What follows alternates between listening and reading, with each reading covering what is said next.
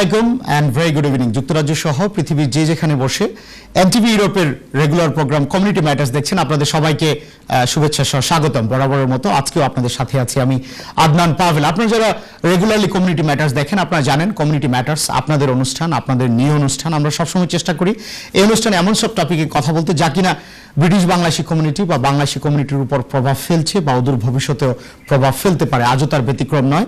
আজকে আমরা খুব ইম্পর্টেন্ট একটা ইস্যুতে আমরা কথা বলবো। আজকে আমরা কথা বলবো climate change and our collective responsibilities, এই ইম্পর্টেন্ট টপিকে কথা বলবো।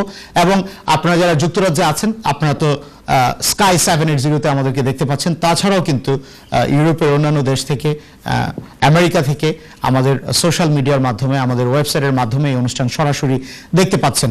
আমার সাথে আজকে যারা প্যানেলিস্ট আছে আমি তাদের সাথে আপনাদের সবাইকে পরিচয় করিয়ে দিব। আমার সাথে আজকে অনেক বড় একটা প্যানেল আছে এবং আমরা চেষ্টা করেছি যে এক্সপার্ট যারা আছে তাদেরকে আজকে আপনাদের সামনে নিয়ে আসার জন্য, যেন ওনারা ওনাদের এক্সপার্ট ওপিনিয়ন দিতে পারে। আপনাদের যদি কোনো প্রশ্ন থাকে, কোনো কিছু জানার থাকে ক্লাইমেট চেঞ্জ এবং ক্লাইমেট চেঞ্জ রিলেটেড কোনো ব্যাপারে, তাহলে আপনারা আমাদেরকে কল করতে পারবেন। তাছাড়াও আপনারা আমাদের সোশ্যাল মিডিয়াতে কমেন্ট করলে আমরা সেগুলো উত্তর করার চেষ্টা করব। আমার প্রথম স্ক্রিনে আছে সুলতানা আফরোজ ম্যাডাম। উনি chief executive officer of Public Private Partnership Authority, which is known as PPPA, and Secretary of Bangladesh government. Madam, আপনাকে অনেক অনেক ধন্যবাদ আজকে আমাদের সাথে জয়েন করার জন্য। আপনার এত ব্যস্ততার মাঝেও, বাংলাদেশে এখন এত রাত, এর মাঝেও যে আপনি সময় বের করে আমাদের সাথে আজকে জয়েন করেছেন, এই জন্য আপনাকে অনেক অনেক ধন্যবাদ। Thank you very much. Thank you. আমাদের সাথে আছেন professor Salimul Haq. Professor Salimul Haq is one of the very well-known scientists, climate change scientists, not just in Bangladesh, all across the world.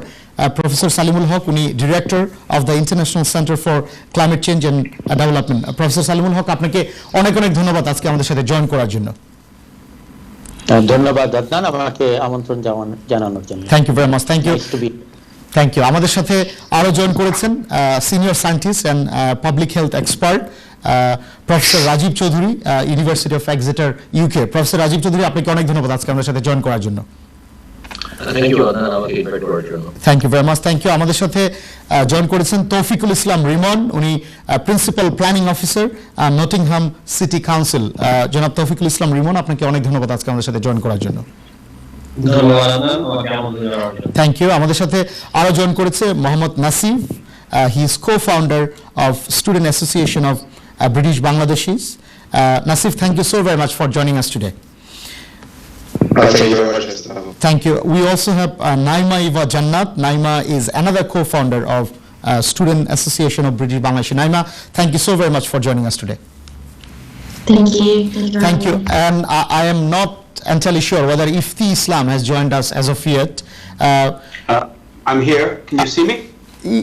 I think I'll be able to see you in few seconds. Yes, I can see you. I can see you. I'm not sure Thank you. is wrong, but anyway. So we also have Mr.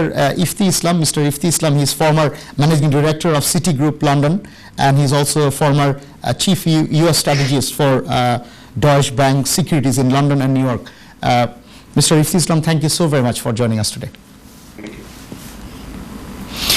সুপ্রিয় দর্শক, আমি আগেই বলছিলাম শুরুতেই যে আজকে খুব important একটা টপিকে কথা বলবো আমরা, এবং আমাদের আজকে প্যানেলিস্ট যারা আছে all of them they are expert from their own individual field. আমি প্রথমেই চলে যাব সুলতানা আফরোজ ম্যাডামের কাছে। আমি ওনার কাছে জানতে চাইবো যে আমরা জানি যে Bangladesh is one of the worst victims of climate change, although Bangladesh doesn't produce that much of carbon footprint. তারপরেও কিন্তু জিওগ্রাফিক্যাল লোকেশনের কারণে বাংলাদেশ কিন্তু ক্লাইমেট চেঞ্জ রিলেটেড র্যাপিড এবং স্লো যেসব ইনসিডেন্টগুলো আছে, বাংলাদেশের মানুষ কিন্তু বিভিন্নভাবে ভিক্টিমাইজড হচ্ছে। আমি সুলতানা আফরোজ ম্যাডামের কাছে জানতে চাবো যে এই ইম্পর্টেন্ট ইস্যুতে জনসচেতনতা তৈরি করার ক্ষেত্রে বাংলাদেশ গভর্নমেন্ট বা আপনার ডিপার্টমেন্ট কি ধরনের ব্যবস্থা নিচ্ছে, আপনি যদি আমাদের দর্শকদের উদ্দেশ্যে একটু বলতেন। ধন্যবাদ। মাননীয় প্রধানমন্ত্রী শেখ হাসিনার নেতৃত্বে বাংলাদেশ সরকার কিন্তু এই ক্লাইমেট চেঞ্জ ইম্প্যাক্টের বিষয়ে দেশের বিভিন্ন স্তর জনসচেতনতা সৃষ্টি করার জন্য বিভিন্ন পদক্ষেপ নিয়েছে। আমি বলবো যে সাহসী পদক্ষেপ নিয়েছে, যেমন আমাদের এডিসি তে সম্ভাব্য উচ্চ লক্ষ্যমাত্রা 5টি সেক্টরকে বিবেচনা করা হয়েছে। Delta plan, Mujib perspective plan, action plan তৈরি করা হয়েছে, ক্লাইমেট ফিজিক্যাল ফ্রেমওয়ার্ক তৈরি করা হয়েছে। আপনি জানেন যে আমাদের trust fund $450 billion US dollar রয়েছে এবং সেখানে অনেক ধরনের প্রজেক্ট নেওয়া হয়েছে, যেখানে এই প্রজেক্টগুলোর মাধ্যমে কিন্তু জনসচেতনতা সৃষ্টি করা হচ্ছে। আমাদের ডিফারেন্ট ইন্টারমিনিস্ট্রিয়াল কমিটি আছে, আমাদের যে মন্ত্রণালয় আছে, সেখান থেকেও আমাদের অ্যাওয়ারনেস ক্রিয়েশন করার জন্য বিভিন্ন ধরনের নেওয়া হয়েছে। আমি পার্টিকুলারলি মাননীয় কার্যালয়ের সিইও এবং সরকারের সচিব হিসেবে কাজ করছি, এবং এই প্রাইভেট সেক্টরের থেকে বিনিয়োগটাকে আকর্ষণ করে আমরা যেন এই ক্লাইমেটের ইমপ্যাক্ট বাংলাদেশে অবদান রাখতে পারি, এবং এখানে বিভিন্নভাবে আমাদের পাবলিক প্রাইভেট সেক্টর আমরা কিন্তু এই ক্লাইমেট বিষয়ে আমরা নানা ধরনের প্রজেক্ট নিচ্ছি এবং আমরা নানা ধরনের ওয়ার্কশপ করছি এবং সমাজের বিভিন্ন সেক্টরের মানুষদেরকে নিয়ে কিন্তু এই বিষয়ে সৃষ্টি করার লক্ষ্যে কাজ করে যাচ্ছে। এখানে ডক্টর সালেম আছেন, উনি ওনার সাথেও আমরা ওনার যেমন ক্লাইমেট ইমপ্যাক্টে নিয়ে যে দেশের মানুষের জনসচেতনতা সৃষ্টি হয়, সরকার যে সকল পদক্ষেপ নিচ্ছে। জি, ধন্যবাদ আপনাকে, অনেক অনেক ধন্যবাদ প্রফেসর সালিমুল হক। আমি আপনার কাছে যদি আসি, আপনি যদি বলেন যে আমরা এভরি নাও, প্রফেসর সালিমুল হক, আপনি কি আমাকে শুনতে পাচ্ছেন? শুনতে পাচ্ছি। জি, শুনতে পাচ্ছি। প্রফেসর সালিমুল হক, আপনি আপনার ক্যামেরাটা মনে হয় কোনো কারণে বন্ধ আছে, আপনি কি শুনতে পাচ্ছেন আমাদেরকে? আমি শুনতে পাচ্ছি, আমি কন্ট্রোল করতে পারছি না, আপনাদের সাইড থেকে কন্ট্রোল হচ্ছে। ওকে, আমি আপনাকে যদি প্রশ্ন করি, কন্ট্রোল নাই, সাউন্ডও নাই, ক্যামেরাও নাই। আমি আপনার কথা শুনতে পাচ্ছি, আমরা আপনার কথা শুনতে পাচ্ছি ঠিক মতো। ঠিক আছে, তাহলে আমি কথা বলি। জি শিওর। আমি ক্লাইমেট চেঞ্জ এই ইস্যুতে কিন্তু আমরা এভরি নাও এন্ড দেন আমরা দেখি যে আমাদের সরকার, আপনার গ্লোবাল লিডার যারা আছে, international community every now and then এই ব্যাপারে কথা বলছে, বিভিন্ন ধরনের অনুষ্ঠান, বিভিন্ন ধরনের ইভেন্টের মাধ্যমে জনসচেতনতা তৈরি করার চেষ্টা করছে। তাছাড়াও আপনার বিভিন্ন যারা ক্লাইমেট চেঞ্জ রিলেটেড ব্যাপারগুলোতে এফেক্টেড তাদের পাশে দাঁড়ানোর ক্ষেত্রেও কিন্তু চেষ্টা করছে।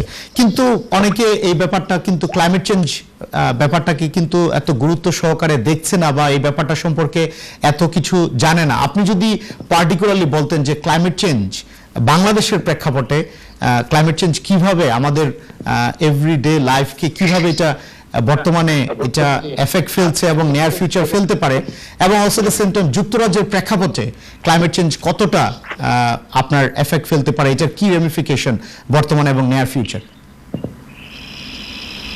ধন্যবাদ আদনান। আমি বলবো প্রথমেই যে ক্লাইমেট চেঞ্জ বিষয়টা বিশ্বব্যাপী একটা বিষয়। It's a global problem, not just Bangladesh. Bangladesh happens to be one of the most vulnerable countries, but not the only vulnerable country.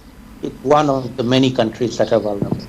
And now, particularly this time, there are two very important aspects which are important for us to take note of. Firstly, the Honorable Prime Minister of Bangladesh is not only the head of Bangladesh, she also heads the group of vulnerable countries, nearly 50 of them, called the Climate Vulnerable Forum. ওনাদের পক্ষে উনি কথা বলবেন এবং উনি গ্লাসগোতে COP26 এ যখন আসেন সবার পক্ষের থেকে উনি কথা বলছেন। তো Bangladesh has a very big role to play, not just in Bangladesh where we already have a high level of awareness of the issue, but globally where we don't have high level of awareness of the issue. I would say the awareness is lacking in the United States, in Europe, in the polluting countries, not in countries like Bangladesh. We are aware of the problem. We are suffering the floods.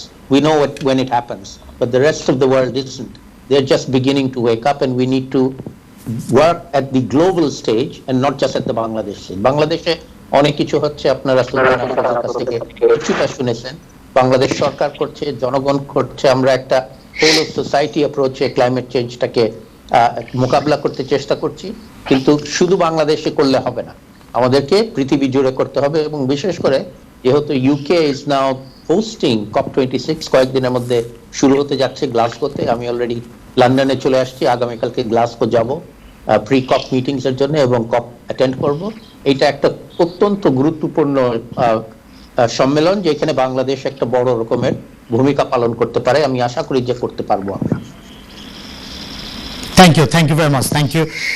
Professor Salimul Haq বলছিল যে এটা একটা global issue এবং এই ইস্যুগুলোতে শুধু এক দেশ কিন্তু এগিয়ে আসলে হবে না, আপনার প্রত্যেকটা দেশ ইন্টারন্যাশনাল কমিউনিটির একটা বড় রেসপন্সিবিলিটি আছে এবং যুক্তরাজ্য যেহেতু এই ইম্পর্টেন্ট কনফারেন্সটা হোস্ট করতে যাচ্ছে, যুক্তরাজ্যেরও কিন্তু একটা ইন্টারন্যাশনাল লিডিং একটা রোল প্লে করার ব্যাপার আছে। আমেরিকার কথা উনি বলছিল এবং ইউরোপের অন্যান্য ধনী দেশগুলোর কথা বলছিল যে এই ব্যাপারে আরও বেশি জনসচেতনতা তৈরি করতে হবে এবং তাদের লং টার্ম যেন এই প্রবলেমের সলিউশন ওনারা বের করতে পারে, সেই জন্য সকলের একত্রে কাজ করতে হবে। আমি সুলতান আফরোজ ম্যাডাম, আমি যদি আপনার কাছে ফেরত আসি, আমরা জানি যে আপনার হয়তো একটু আগে যেতে হবে বিকজ আপনার আরও কমিটমেন্ট আছে। আমি আপনার কাছে যদি ফেরত আসি যে বাংলাদেশে আমরা জানি যে বাংলাদেশের একটা বিকজ অফ জিওগ্রাফিক্যাল লোকেশন অনেকেই কিন্তু ক্লাইমেট চেঞ্জ দ্বারা এফেক্টেড হচ্ছে। অনেক কমিউনিটি আছে, আমাদের কোস্টাল কমিউনিটি আছে, তাছাড়াও কিন্তু আরো অনেক কমিউনিটি আছে। সরকারের পক্ষ থেকে আপনি যদি বলতেন যে কি কি ধরনের ব্যবস্থা গ্রহণ করা হচ্ছে সেই এফেক্টেড কমিউনিটির পাশে দাঁড়ানোর জন্য, তাদেরকে হেল্প করার ক্ষেত্রে কি কি ধরনের ব্যবস্থা গ্রহণ করা হয়েছে বা আপনার ভবিষ্যতে গ্রহণ করা হবে, এই ধরনের প্ল্যান আছে, আপনি যদি আমাদের দর্শকদের উদ্দেশ্যে একটু বলতেন। বাংলাদেশ সরকার এই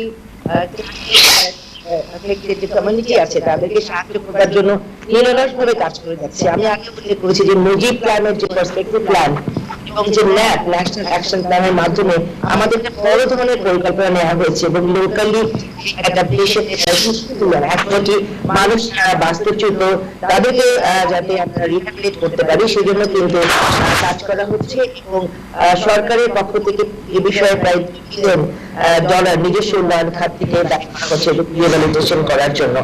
আমরা আমাদের দেশের যে বড় শহরগুলো বরিশাল, খুলনা, সিলেট, রাজশাহী সকল অঞ্চলে যারা এইভাবে ক্ষতিগ্রস্ত হচ্ছে তাদের আমরা রিহ্যাবিলিটেশনের ব্যবস্থা করছি সরকারের পক্ষ থেকে। আর ডক্টর হক বলছেন যে হ্যাঁ, আমাদের প্রাইভেট সেক্টর থেকে বা জনগণও কিন্তু অনেক ধরনের সাহায্য করছে। আমরা বিকল্প কর্মসংস্থানের ব্যবস্থা করছি। ঢাকা শহর ছাড়া মেগা সিটিগুলোতে যাতে বেসিক যে নাগরিক সুবিধা পায় সেটা নিশ্চিত করা হচ্ছে, তাদের পরবর্তী প্রজন্মের জন্য শিক্ষা সহ সকল ধরনের সাপোর্ট পায় এবং নগর পরিকল্পনায় যেন আমরা জলবায়ু পরিবর্তনকে একটি গুরুত্বপূর্ণ স্থান দিতে পারি সেই বিষয়ে কিন্তু সরকার কাজ করে যাচ্ছে। আপনারা জানেন যে বাংলাদেশ একটি নতুন আয়ের দেশ এবং মানে হতে যাচ্ছে। আপনারা ক্লাইমেট চেঞ্জ রিলেটেড বিষয়গুলোতে ক্ষতিগ্রস্তদের সংখ্যা অনেক বেশি আমাদের এখানে। সরকার তাদের রিহ্যাবিলিটেশনের জন্য বিভিন্ন ব্যবস্থা নিচ্ছে যেগুলো আমি উল্লেখ করেছি এবং আমি মনে করি আন্তর্জাতিক যে কমিউনিটি আছে কিভাবে এক্ষেত্রে বাংলাদেশকে সাহায্য করার জন্য। ধন্যবাদ আপনাকে, আপনাকে অনেক ধন্যবাদ। প্রফেসর রাজীব চৌধুরী, আমি আপনাকে যদি জিজ্ঞেস করি যে আপনি you as a senior scientist এবং পাবলিক হেলথ এক্সপার্ট, আপনি সাউথ এশিয়াতে পার্টিকুলারলি বাংলাদেশে অনেক রিসার্চ প্রজেক্টে কাজ করেছেন ইন জয়েন্ট পার্টনারশিপ। ক্লাইমেট চেঞ্জের ইম্প্যাক্টটা কি পাবলিক হেলথে, আপনি যদি আমাদের দর্শকদের উদ্দেশ্যে সংক্ষেপে বলতেন। জি ধন্যবাদ আদনান। আসলে সবাই যেটা বলছে আমি সেটার সাথে এগ্রি করি যে ক্লাইমেট চেঞ্জ একটা গ্লোবাল একটা প্রবলেম। তবে ক্লাইমেট চেঞ্জের একটা অ্যাসপেক্ট খুব ইম্পর্টেন্ট আমাদেরকে বুঝতে হবে, যেটা ওয়ার্ল্ড হেলথ অর্গানাইজেশন বেশ কয়েকবার তাদের গত 10 বছরের রিপোর্টগুলোতে হাইলাইট করেছে যে climate change by extension is a health problem, it's a health crisis. এটা অনেক ধরনের ইম্প্যাক্ট আছে, কিন্তু হেলথ একটা সেক্টর যেটা খুবই অ্যাডভার্সলি ইম্প্যাক্টেড হবে। তো এখন ক্লাইমেট চেঞ্জের ব্যাপারগুলো আমরা যদি চিন্তা করি, WHO অলরেডি বলছে যে পুয়ার কান্ট্রি যেগুলো আছে বাংলাদেশ বা সাউথ এশিয়ান অন্যান্য কান্ট্রিগুলোতে 2030 থেকে 2050 এর মাঝখানে at least 500,000 people will die due to diseases যেমন ডায়রিয়া, ম্যালনিউট্রিশন, রেসপিরেটরি ইনফেকশন, যেগুলো সবই কিন্তু আপনার ক্লাইমেট চেঞ্জের মাধ্যমে ইম্প্যাক্টেড হয়। Thank you very much professor Rajib Chowdhury. আমরা আপনার কাছে ফেরত আসবো। আমরা আমাদের একটা বিরতির সময় হচ্ছে, বিরতির পর আমরা এই ইম্পর্টেন্ট ইস্যুতে আপনার সাথে কনভারসেশন কন্টিনিউ করবো এবং আমার প্যানেলিস্ট অন্যান্য যারা আছেন আমি আপনাদেরকেও এই ইম্পর্টেন্ট ইস্যুতে আপনাদেরকেও প্রশ্ন করব। সুপ্রিয় দর্শক, আজকে কমিউনিটি ম্যাটার্সে আমরা কথা বলছি climate change and our collective responsibilities, এই ইম্পর্টেন্ট টপিকে। আমরা যাবো একটা বিরতিতে, আপনারা আমাদের সাথেই থাকবেন। প্রিয় দর্শক, বিরতির পর আপনাদের সবাইকে আবারও আমন্ত্রণ কমিউনিটি ম্যাটার্সে। আজকে আমরা কথা বলছি climate change and our collective responsibilities, এই ইম্পর্টেন্ট টপিকে। এবং এই টপিকে কথা বলার জন্য আমার সাথে আজকে এনটিভি ইউরোপের লন্ডন স্টুডিওতে 7 জন ইম্পর্টেন্ট প্যানেলিস্ট আমার সাথে জয়েন করেছে, 7 জন ইম্পর্টেন্ট গেস্ট আমাদের সাথে জয়েন করেছে। আমি আবারও আপনাদের সবাইকে পরিচয় করে দিব ওনাদের সাথে ভেরি ব্রিফলি। আমার সাথে আছে সুলতানা আফরোজ ম্যাডাম, উনি secretary of Bangladesh government, and she's also Chief Executive Officer of Public-Private Partnership Authority of Bangladesh. Amar sathe ache Professor Salimul Haq, he is Director of the International Center for Climate Change and Development, and he is also very well-known climate change scientist, not just in Bangladesh but also all across the world. Amar sathe aro ache Professor Rajiv Choudhury, Senior Scientist and Public Health Expert, University of Exeter, UK. আমার সাথে আছে ইফতি ইসলাম, former Managing Director of City Group, London. আমার সাথে আছে Mr. Taufiqul Islam Rimon, Principal Planning Officer, Nottingham City Council. আমার সাথে আরও আছে Mohammad Nasif, Co-founder of Student Association of British Bangladeshi, এবং নাইমা ইভা জান্নাত, she's another co-founder of British Bangladeshi Student Association of British Bangladeshi. Thank you আপনাদের সবাইকে আমাদের সাথে আজকে জয়েন করার জন্য। এবং সুপ্রিয় দর্শক, আপনারা যারা আমাদের এই অনুষ্ঠান দেখছেন এই ইম্পর্টেন্ট টপিকে, আপনাদেরকেও অনেক অনেক ধন্যবাদ।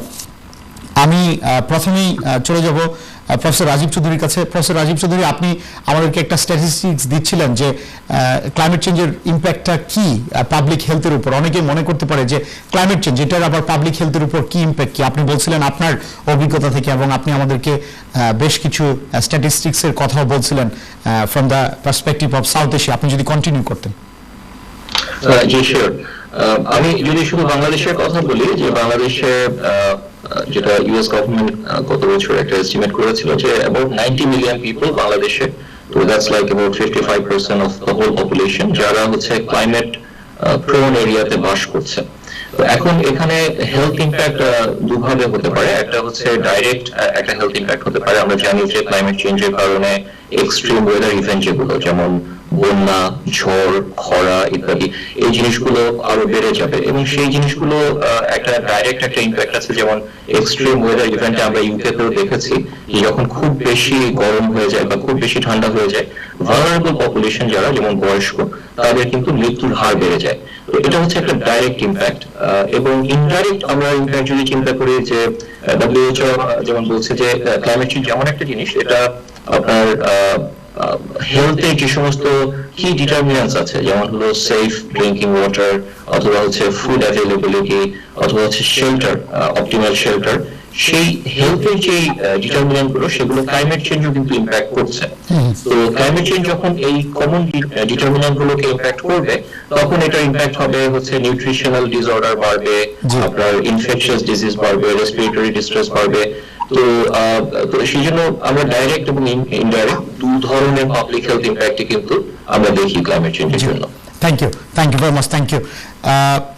সুলতানা আফরোজ ম্যাডাম, আমি যদি আপনার কাছে ফেরত আসি, আমরা প্রফেসর সালিমুল হক বলছিল যে কিছুদিনের মাঝেই কিন্তু যুক্তরাজ্যের গ্লাসগোতে COP26 ক্লাইমেট চেঞ্জের সবচেয়ে বড় যে কনফারেন্স, তা অনুষ্ঠিত হতে যাচ্ছে।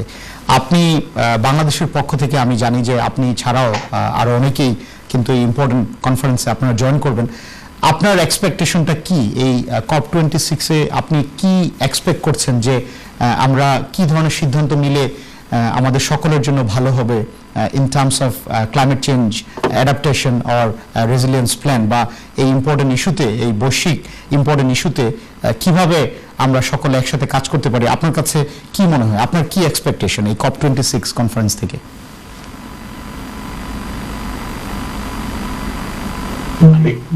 ম্যাডাম, আপনার সাউন্ডটা মনে হয় মিউট করা কোনো কারণে, আপনি যদি একটু আনমিউট করে কথা বলেন। এখন শুনতে পাচ্ছি ম্যাডাম, আপনাকে এখন শুনতে পাচ্ছি, জি বলুন।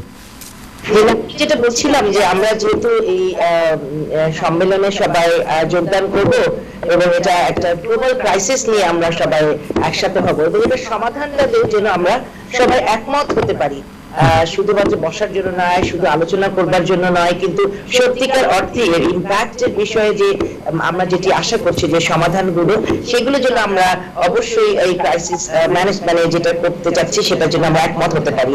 যেমন ধরেন আমরা উন্নত বিশ্ব অভিযোগের জন্য কার্বন নিঃসরণ হ্রাসের জন্য বছরে যে $100 বিলিয়ন যে অঙ্গীকার করেছে সেটার জন্য তারা পূরণ করে, সেটি আমরা যেমন চাই। তেমনি ধরেন যে কার্বন নিঃসরণের লক্ষ্যমাত্রা যেমন 1.5 সেলসিয়াসের নিচে রাখার যে অঙ্গীকার দেওয়া হয়েছে করা হয়েছে সেটি যেন আমরা তারা যেন পূরণ করে, এবং এই বিষয়ে যেন তারা সহজে টেকনোলজি ট্রান্সফারের সহযোগিতা করে। এই বিষয়গুলো আমরা আশা করি যে কনফারেন্সের মাধ্যমে আমরা যেন এই সিদ্ধান্তে যেতে পারি। এছাড়া আপনারা জানেন যে লস এন্ড ড্যামেজের জন্য যে নতুন একটা তহবিল করা দরকার, সেক্ষেত্রে যেন একটা আমরা একমত হতে পারি।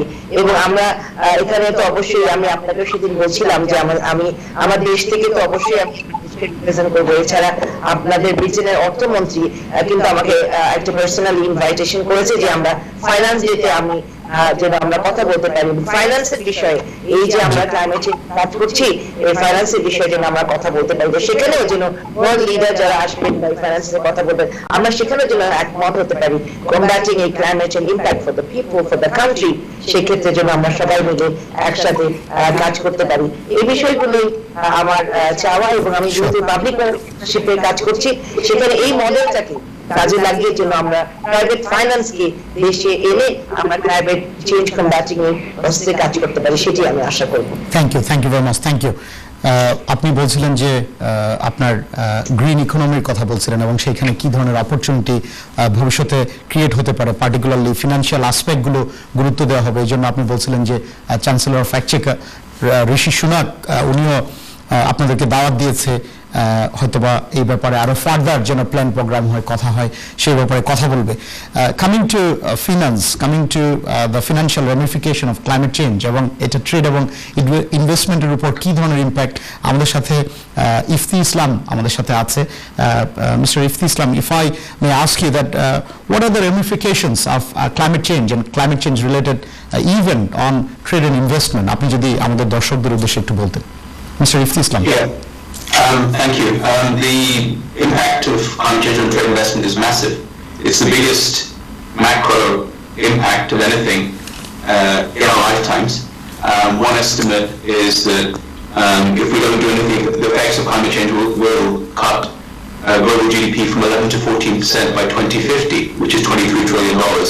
If you want to translate that into our own personal experience, you can see these extreme heat events in California and in the US. You can see these massive floods that are happening in Germany, as well obviously as Bangladesh is suffering every year.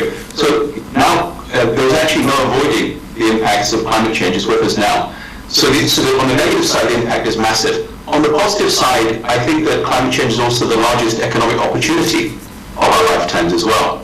And the UK government's just published a 300-page report. Its net zero strategy called Build Back Greener. And so what Boris Johnson and the UK government is doing is highlighting the opportunities in the new green industrial revolution.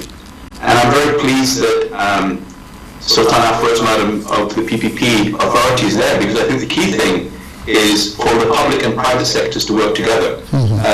The battle against climate change can't just be a public sector problem, because the public sector or governments around the world don't have the finances and don't have all the solutions. So we have to think about private sector solutions as well. Sure, thank you very much, thank you. জনাব তৌফিকুল ইসলাম রিমন, আপনি chief planning officer Nottingham city council. আমি আপনার কাছে যদি জিজ্ঞেস করি যে আমরা সুলতানা ম্যাডাম বলছিল যে ক্লাইমেট চেঞ্জ একটা ইম্পর্টেন্ট ভেরিয়েবল এবং ওনারা যে বাংলাদেশের বিভিন্ন ডেভেলপমেন্ট প্রজেক্ট আছে সেখানে কিন্তু এটাকে একটা ইম্পর্টেন্ট ভেরিয়েবল হিসেবে ওনারা কনসিডার করছে এবং কনসিডার ফিউচার বিভিন্ন প্ল্যানিং প্রজেক্টও কিন্তু ওনারা কনসিডার করবে। আমরা জানি যে যুক্তরাজ্য সহ আরো ধনী দেশগুলো কিন্তু ক্লাইমেট চেঞ্জকে একটা ইম্পর্টেন্ট ভেরিয়েবল হিসেবে ওনারা কনসিডার করেই ওনাদের বিভিন্ন সিটি এবং আরবান প্ল্যানিংটা করে। বাংলাদেশও করে যাচ্ছে, কিন্তু এখানে কিন্তু বাংলাদেশ বা অন্যান্য আরো দেশের কিন্তু ধনী দেশগুলোর কাছ থেকে বা ডেভেলপড ইকোনমি যারা আছে তাদের কাছ থেকে হয়তো বা অনেক কিছু জানার বা নলেজ শেয়ারের একটা অপরচুনিটি আছে। আপনি আপনার অভিজ্ঞতা থেকে কি মনে করেন? ধন্যবাদ আনন্দ। আমি যেটা বলবো, আমি নটিংহাম সিটি কাউন্সিলে আছি এখন, প্রিন্সিপাল প্ল্যানিং হিসেবে কাজ করতেছি, এবং যেটা তুমি বলছো এটা সত্যি যে আমরা যখন কোনো প্ল্যানিং ডিসিশন নিচ্ছি কোনো ডেভেলপমেন্টের ক্ষেত্রে, আমরা কিন্তু ক্লাইমেট চেঞ্জ আমাদের সবচেয়ে one of the most important factor আমরা কনসিডার করতেছি। এটা শুধু জাস্ট থিওরি না, আমরা প্র্যাকটিক্যালি ইমপ্লিমেন্ট করতেছি। যেমন আমি যদি বলি, আমরা নটিংহাম সিটি কাউন্সিল একটু আগে ইতি ইসলাম উনি বলেছেন যে ইন্ডিয়ান রেভিনিউ স্ট্র্যাটেজি বাই 2050, কিন্তু আমরা নটিংহাম সিটি কাউন্সিলর আমাদের প্ল্যান হচ্ছে বাই 2028 সালের মধ্যে first carbon neutral city in the UK আমরা হব, এবং সেই লক্ষ্যে আমরা কিন্তু অনেক এগিয়ে গেছি, এবং আমরা ইনশাআল্লাহ 2028 এর মধ্যে সেটা হতে পারবো first carbon neutral city in the UK. তো এর জন্য আমরা যেটা করতেছি, বেশ কিছু আমরা পদক্ষেপ নিয়েছি। যেমন হচ্ছে আমরা যখন পারমিশন দিচ্ছি যে কোনো ডেভেলপমেন্টের ক্ষেত্রে, বিল্ডিং ক্ষেত্রে, রেসিডেন্সিয়াল হোক, কমার্শিয়াল হোক, আমরা কিন্তু কয়েকটা জিনিস, যেমন air source heat pump, ground source heat pump, যেটা ইউকে গভর্নমেন্টের স্ট্র্যাটেজিতে মাত্র ঘোষণা করেছে, এটা কিন্তু আমরা অলরেডি শুরু করে দিয়েছি। সোলার প্যানেল, তারপরে হচ্ছে অল ইলেকট্রিক বিল্ডিং, তারপরে electric vehicle charging point. Electric vehicle charging point very important.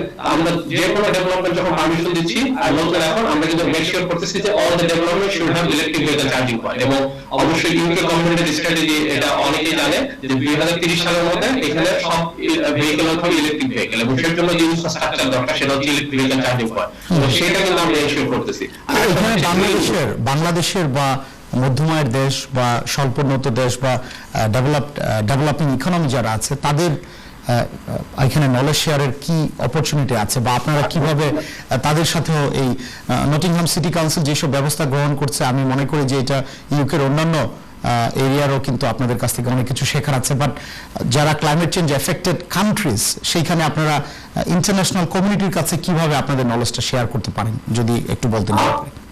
আমরা অবশ্যই নলেজ শেয়ার করতে পারবো। বাংলাদেশে যেমন যারা আসলে অবশ্যই সুলতান আফরোজ ম্যাডাম এখানে আছেন, উনি বলতেছেন যে যারা অর্গানাইজেশন আছে ওনাদের সাথে নিশ্চয়ই ওনারা এই বিষয়ে নিয়ে আলাপ করছেন, যেমন রাজু এবং এই যে ডেভেলপমেন্ট অথরিটি গুলো আছে যারা আসলে এই প্ল্যানিং পারমিশন নিয়ে কাজ করতেছে, ডেভেলপমেন্ট পারমিশন দিচ্ছে, তাদের সাথে কিন্তু আমরা নলেজ শেয়ার করতে পারি, যে কোনো যদি আমাদের এখানে বিভিন্ন মাধ্যমে হতে পারে, এবং এটা আমরা অবশ্যই গভর্নমেন্টের মাধ্যমে আমরা এই নলেজ গুলো শেয়ার করতে পারি। অবশ্যই আমরা একটা যেটা করতে পারি যে এখান থেকে আমরা ইউকে থেকে একটা টিম করতে পারি, যেটা আমরা বাংলাদেশের টিমের সাথে আমরা যৌথভাবে কাজ করতে পারি, এটা একটা স্কোপ অবশ্যই আছে, এটা আমরা করতে পারবো। Thank you very much, thank you. Professor Salimul Haq, আমি আপনার কাছে যদি ফেরত আসি যে COP26 আপনি অনেক কনফারেন্সে জয়েন করেছেন, অনেক কনফারেন্সে আপনি নিজে অর্গানাইজ করেছেন, আপনি অনেক কনফারেন্সে আপনি অ্যাডভাইস করেছেন কিভাবে এইসব কনফারেন্সগুলো সাকসেসফুল হতে পারে। COP26 থেকে আপনার কি এক্সপেকটেশন? আমার এক্সপেকটেশনটা অত্যন্ত হাই লেভেল এক্সপেকটেশন, কারণ এই COP26 যেটা কয়েকদিনের মধ্যে হতে যাচ্ছে গ্লাসগো শহরে, এইটার মতন গুরুত্বপূর্ণ কপ এই পর্যন্ত আমাদের হয়নি। এর সমান গুরুত্বপূর্ণ কপ ছিল 6 বছর আগে প্যারিস 2015 সনে, প্যারিস COP21 ছিল একটা, ওইখানে একটা বড় আমাদের সিদ্ধান্ত বেরিয়েছিল প্যারিস এগ্রিমেন্টে আমরা সবাই মিলে, সব দেশ মিলে আমরা সিদ্ধান্ত নিয়েছিলাম যে আমরা 1.5 ডিগ্রি সেলসিয়াসের বেশি তাপমাত্রা যেতে দিব না।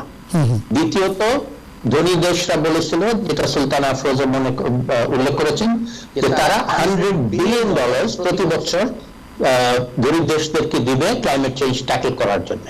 তো এই দুইটা সিদ্ধান্ত 6 বছর পুরনো সিদ্ধান্ত, এগুলো এখনো কিন্তু আমরা বাস্তবায়ন পুরোপুরি করতে পারছি না। তো COP26 এ আমাদেরকে এটাকে ট্র্যাকে আনতে হবে, বাস্তবায়নে নিয়ে যেতে হবে, এবং যারা যারা করতে পারছেন না বা এই পর্যন্ত পুরোপুরি করেনি তাদের এখন উপরে চাপ পড়বে, তারা যেন এই সিদ্ধান্তগুলো গ্রহণ করে, অ্যাকসেপ্ট করে, ডেলিভার করে। বড় জিনিস হচ্ছে delivery. Thank you very much, thank you. আমরা আমাদের বিরতির একদম খুব কাছাকাছি সময় চলে এসেছি। সুলতান আফরোজ ম্যাডাম, আমরা জানি যে আপনার হয়তোবা খুব তাড়াতাড়ি বিদায় নিতে হবে, আপনি যদি খুব সংক্ষেপে আপনার ফাইনাল কমেন্ট বলেন আমরা বিরতিতে যাওয়ার আগে। সুলতান আফরোজ ম্যাডাম। জি, আমিও ডক্টর সালিমুল হক সাহেবের মতে এখানে ইকো করতে চাচ্ছি যে আসলে আমরা যে এই ক্রাইসিস যেটা আমাদের আছে এবং আমাদের প্যারিস এগ্রিমেন্টে যে বিষয়গুলো এসেছিল সেগুলোর জন্য আমরা অন্তত এই COP26 এ এসে আমরা সমাধানের জন্য আমরা সিদ্ধান্ত নিতে পারি এবং এখান থেকে বেরিয়ে আসবে যে না কিভাবে তারা এই সাহায্য করবে এবং যে ধনী দেশগুলো আছে তারা যেন এই গরিব এবং স্বল্পোন্নত দেশগুলোর পাশে এসে দাঁড়াবে এবং এই যে কমিটমেন্ট তাদের রয়েছে আমি যেটা আগে উল্লেখ করেছি সেই কমিটমেন্ট পূরণ করার জন্য তারা এগিয়ে আসেন এটির জন্য আমরা সবাই করতে পারি। Thank you very much, thank you. সুপ্রিয় দর্শক, আমরা বিরতিতে যাব, আপনারা আমাদের সাথেই থাকবেন। আজকে কমিউনিটি ম্যাটার্স অনুষ্ঠানে আমরা ক্লাইমেট চেঞ্জ এবং আমাদের কালেকটিভ রেসপন্সিবিলিটি নিয়ে কথা বলছি। বিরতির পর আপনাদের সাথে আবারও কথা হবে। সুপ্রিয় দর্শক, বিরতির পর আপনাদের সবাইকে আবারও আমন্ত্রণ কমিউনিটি ম্যাটার্সে। আজকে আমরা কথা বলছি climate change and our collective responsibilities এই ইম্পর্টেন্ট টপিকে, এবং এই টপিকে কথা বলার জন্য আমাদের সাথে আজকে এনটিভি ইউরোপের লন্ডন স্টুডিওতে ভিডিও কলের মাধ্যমে খুব ইম্পর্টেন্ট কিছু গেস্ট আমাদের সাথে জয়েন করেছেন। আপনারা যারা আমাদের সাথে এই পর্যায়ে জয়েন করেছেন আমি তাদের উদ্দেশ্যে আবারও পরিচয় করে দিব ওনাদেরকে। আমাদের সাথে আছেন প্রফেসর সালিমুল হক, উনি director of international centre for climate change and development. আমাদের সাথে আছেন সিনিয়র সায়েন্টিস্ট এবং public health expert professor Rajib Chowdhury, university of Exeter. আমাদের সাথে আছে সিটি গ্রুপ লন্ডনের ফর্মার ম্যানেজিং ডিরেক্টর জনাব ইফতি ইসলাম। আমাদের সাথে আছে নটিংহাম সিটি কাউন্সিলের principal planning officer Toufiqul Islam Rimon. আমাদের সাথে আছে Mohammad Nasif, cofounder of student association of British Bangladeshi.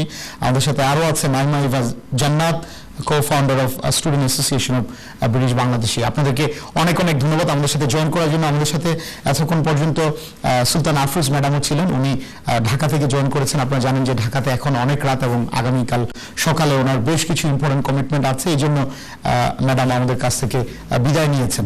আমি প্রথমেই if I may ask Naima, if I may ask you that why the young people, why they should be part of this important conversation, why the young people, the future generation, why they should be part of the conversation related to climate change. Naima. Naima is the co-founder of Student Association of British Bangladeshi, and right now she is also doing her masters at King's College on public policy. Naima. Thank you. I think it's because many of the ramifications of climate change today is going to be faced by people like us and our generation, and I think because of that, the younger generation deserve to have a seat on the table to talk about the policies and the impacts of climate change and things that are going on now. And I do believe that it is hard to sometimes get the young generation engaged in politics and climate change and policy, but I think it's also our duty to help them get involved and also give them access to information around this topic. Thank you very much. Nasif, you are also co-founder of same organization that Naima is representing today, and you just recently completed your graduation from Queen Mary University. So if I may ask the same question to you, why the young people like you, why you should be part of this conversation, and how passionately you feel about climate change? To just reiterate basically what Naima said, I think it's important that we make an active effort to get young people involved to the conversation. I think a lot of young people, like when they're made aware of different injustices and issues, they will care and they will start to ask the right questions. I think that's the key thing. I think it's not about having all the answers, it's about asking the right questions in the first place. And that's why it's just like, we want to like make sure that young people like us, and even ourselves, like, you know, we're not experts ourselves, so we're constantly learning. We just want to make sure there's that continuous effort of asking the right questions. And I think, again, that's where the passion comes from as well. Like, if you care enough about an issue, you're naturally going to want to learn more about it, see what you can do to help. And I think the fact that Bangladesh is like one of the countries that's most vulnerable to climate change, it almost becomes an obligation or a duty to, like, you know, you want to do something, right? You want to contribute in some way, whether that be, you know, go out and study a degree or simply just share posts on your social media and raise awareness. Thank you very much. Thank you. So, do you personally, do you care about climate change? Do you feel very passionately about this issue? Of course. I mean, again, it comes down to, it's something I've been interested in for a long time. Even my dissertation project was influenced by climate change. I was looking at climate change, but on a different planet. I was looking at climate change on Venus.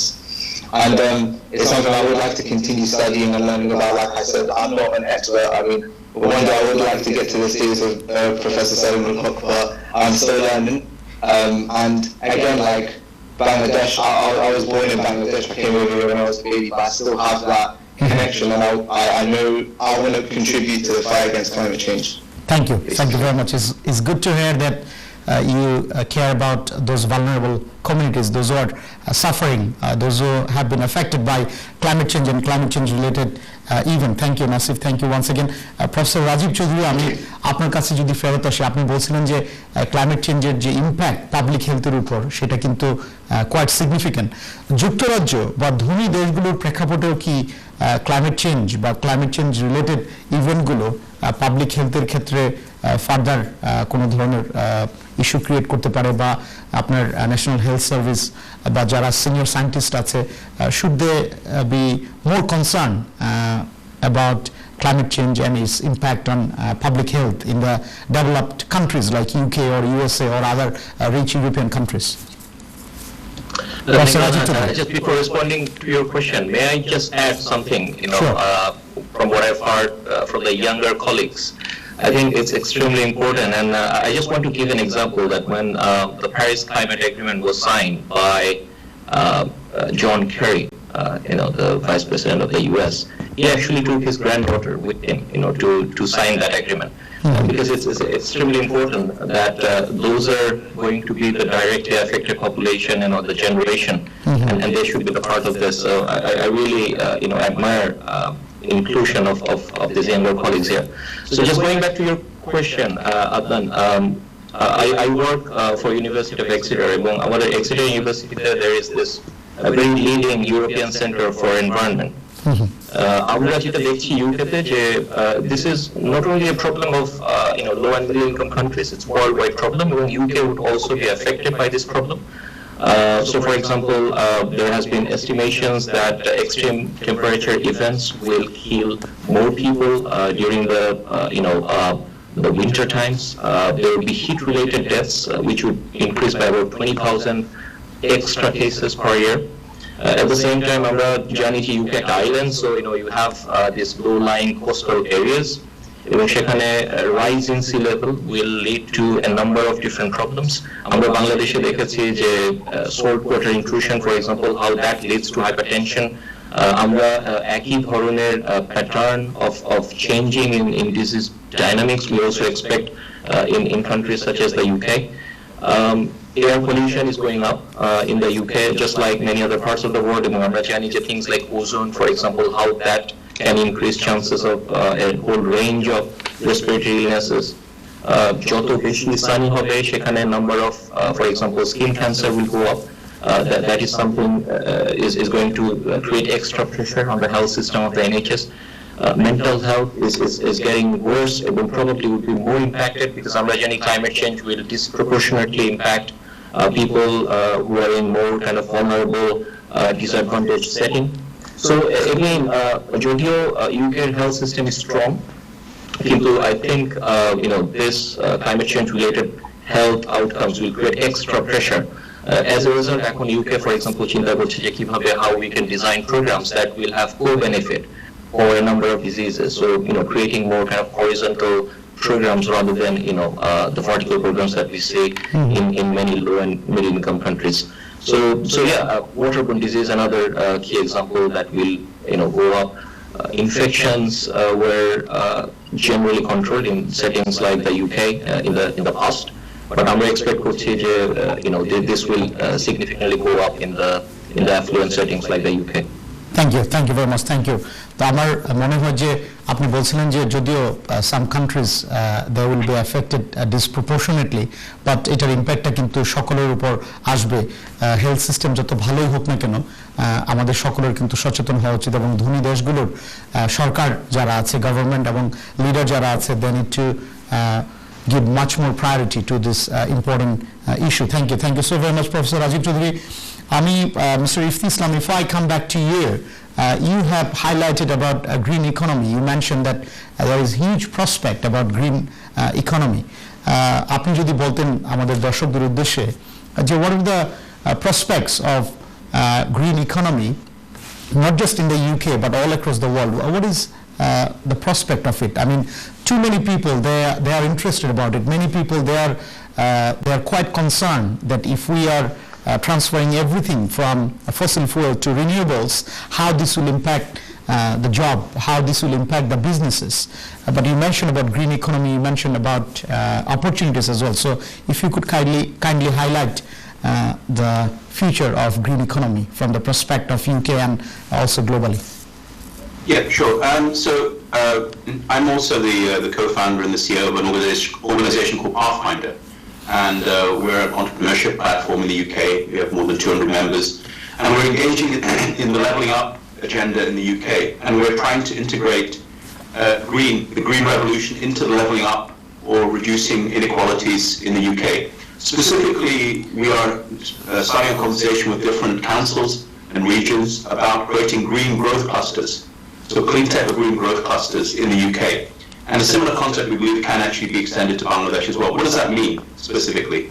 So if we take, say, a town like Oldham, which is a suburb of Manchester, where we're engaging, actually where Pathfinder is the registered office. So in Oldham, Oldham as a town needs to do a number of things. It needs to improve its public transport network and shift towards, say, a cycle-based transportation system to meet the net zero strategy. It needs to retrofit housing to move from gas boilers to, as we're saying, these heat exchangers and other newer technologies. We need to move from gas-based electricity generation to geothermal in Oldham. So I'm just giving some examples. We may extend solar and other kinds of technologies.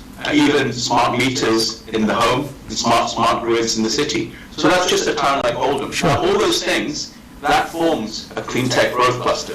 What we need to do is link those challenges or those needs and support companies, local companies in Greater Manchester and Oldham to actually build, create new jobs, have an innovative job creation strategy around green technology. So.